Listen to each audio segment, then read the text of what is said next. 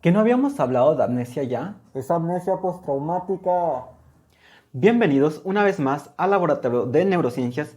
Mi nombre es Alexander y soy colaborador de este canal. La amnesia postraumática es una característica habitual de los traumatismos cráneoencefálicos. Golpearte en la cabeza, pues. Tanto las lesiones focales de las propias estructuras hipocampales como las lesiones difusas pueden explicar estos trastornos de la memoria.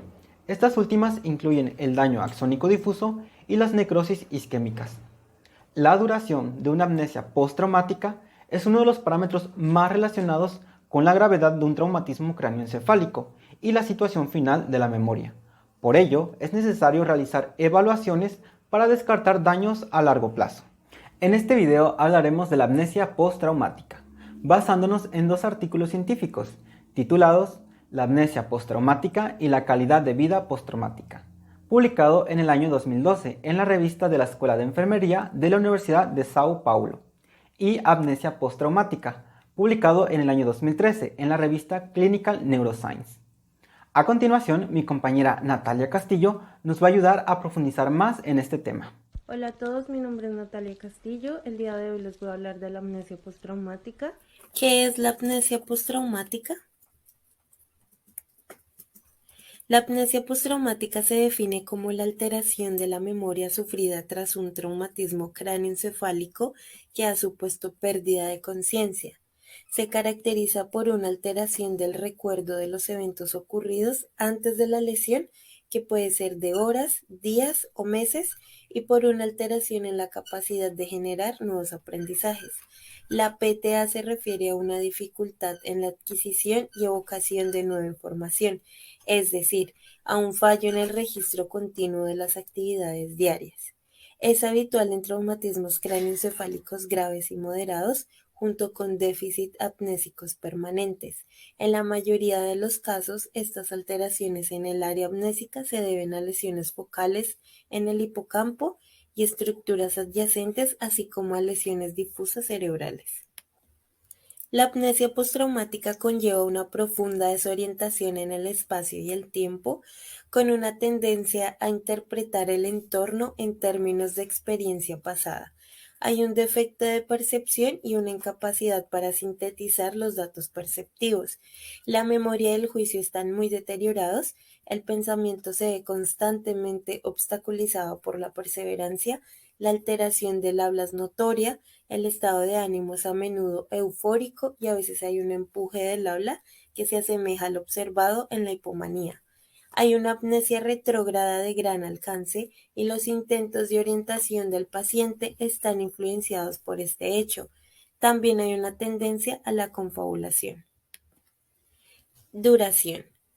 En algunos estudios, la duración de la PTA es el intervalo entre el traumatismo y el retorno de la memoria continua, mientras que en otros el inicio de este intervalo de tiempo es el final del coma.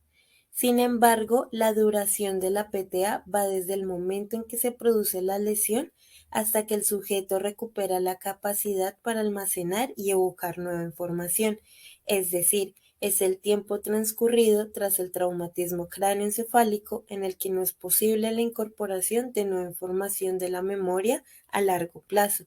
En definitiva, la PTA engloba el periodo que sigue a la lesión cerebral, durante el cual la persona afectada es incapaz de reconocer de forma coherente lo que sucedió, al menos en las 24 horas anteriores. Este déficit amnésico se acompaña frecuentemente por desorientación temporoespacial y en personas déficit atencionales, fundamentalmente en la atención focalizada y sostenida, además de amnesia retrógrada, amnesia anterógrada, confabulación, agitación y conducta desinhibida. La duración de la PTA se utiliza ampliamente como un constructo en la práctica neuroquirúrgica para guiar la toma de decisiones y la evaluación del pronóstico. Además, se utiliza como herramienta para determinar la competencia en la toma de decisiones y la evaluación del pronóstico, el grado necesario de supervisión al paciente, referencias para la rehabilitación, el momento de la baja, la planificación del alta, y también se utiliza para pronosticar las capacidades cognitivas tras las lesiones cerebrales, la duración de la estancia hospitalaria, el riesgo de epilepsia temprana y tardía y el probable resultado funcional tras el alta. Confusión y agitación en la PTA.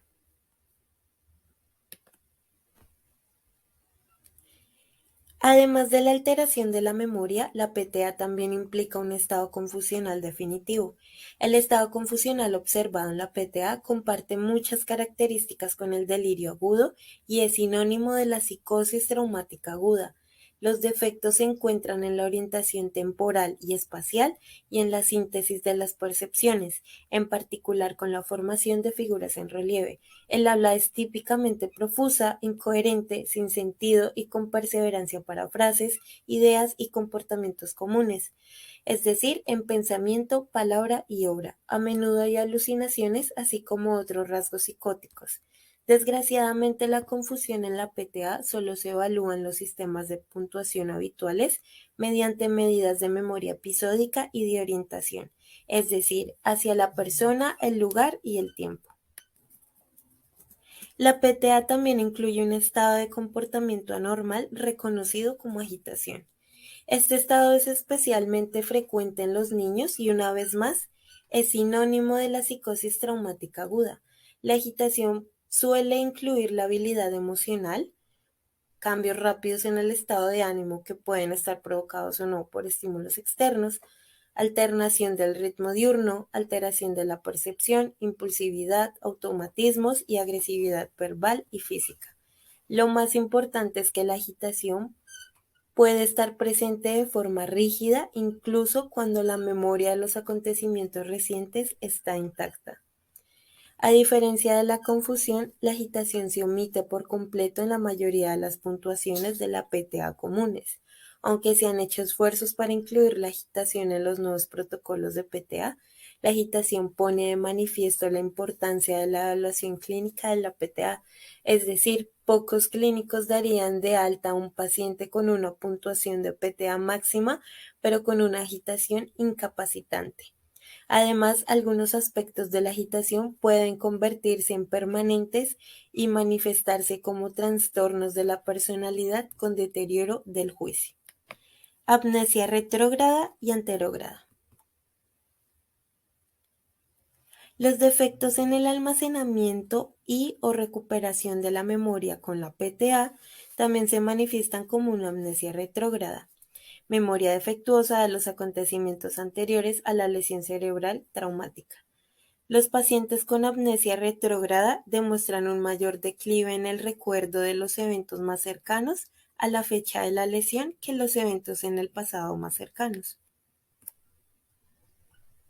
Mientras que la amnesia anterógrada, memoria defectuosa tras una lesión cerebral, constituye la característica más reconocible, la PTA suele presentar una alteración de la memoria más global.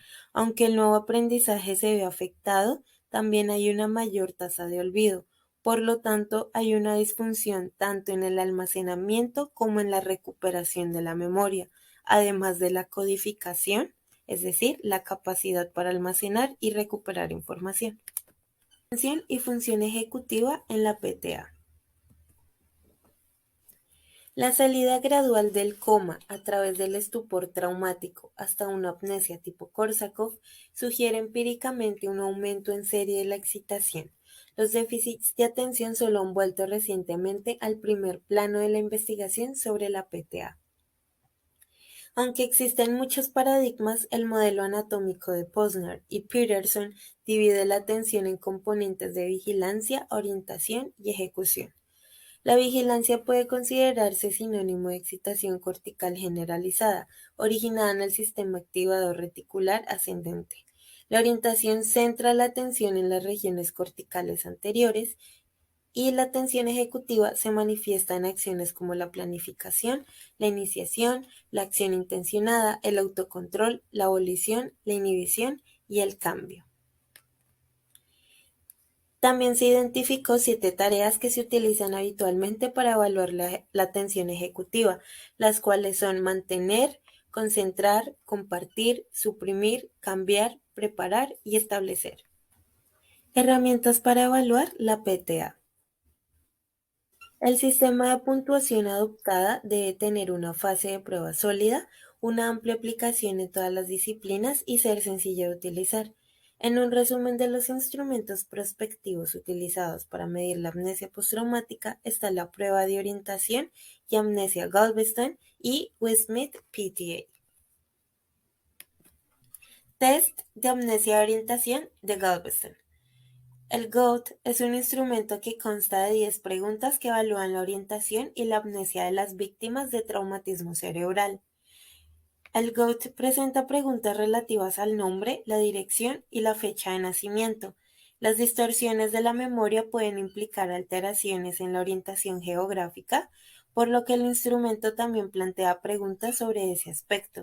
La pregunta 3 se refiere a la fecha de ingreso en el hospital y las preguntas 4 y 5 preguntan a la víctima sobre los acontecimientos que sucedieron antes y después de la lesión. La práctica neuroquirúrgica actual es la escala Westmead PTA.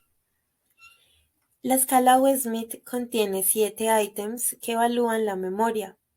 Se administra a los pacientes diariamente y el criterio para salir de la PTA es el momento posterior a la lesión cerebral en el que se ha mantenido una puntuación perfecta de 12 sobre 12 durante 3 días consecutivos.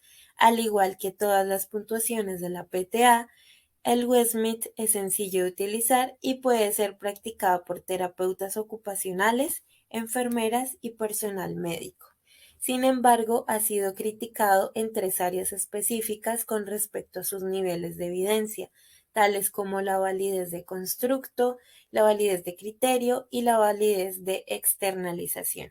En consecuencia, muchos pacientes evaluados por esta escala pasan mucho más tiempo en los centros de cuidados intensivos de lo que realmente se necesita. En este sentido, los datos recientes han cuestionado la doctrina de las 3 puntuaciones perfectas consecutivas. Para concluir, las futuras puntuaciones de la PTA deberían hacer hincapié en la confusión, la agitación, el juicio, la perspicacia y los defectos de atención, además de combinar la amnesia retrógrada con la anterógrada. Sin embargo, estas puntuaciones deben seguir siendo sencillas de utilizar, aunque los recursos actuales lo impiden. Deberían fomentarse una mayor participación de los neuropsicólogos clínicos para supervisar la recuperación de las lesiones cerebrales en colaboración con los equipos de neurocirugía.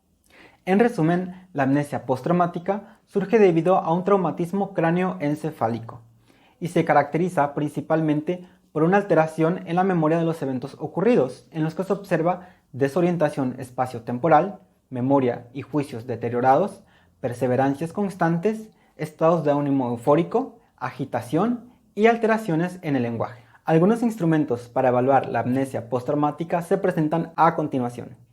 Finalmente, para una correcta evaluación, se debe hacer énfasis en los defectos de confusión, agitación, juicio, introspección y atención, además de combinar amnesia retrógrada con amnesia anterógrada. Se recomienda una fácil aplicación en la elaboración de instrumentos, además de alentar la participación de los neuropsicólogos clínicos. Muchas gracias por apoyar nuestro canal. Nos vemos en un próximo video.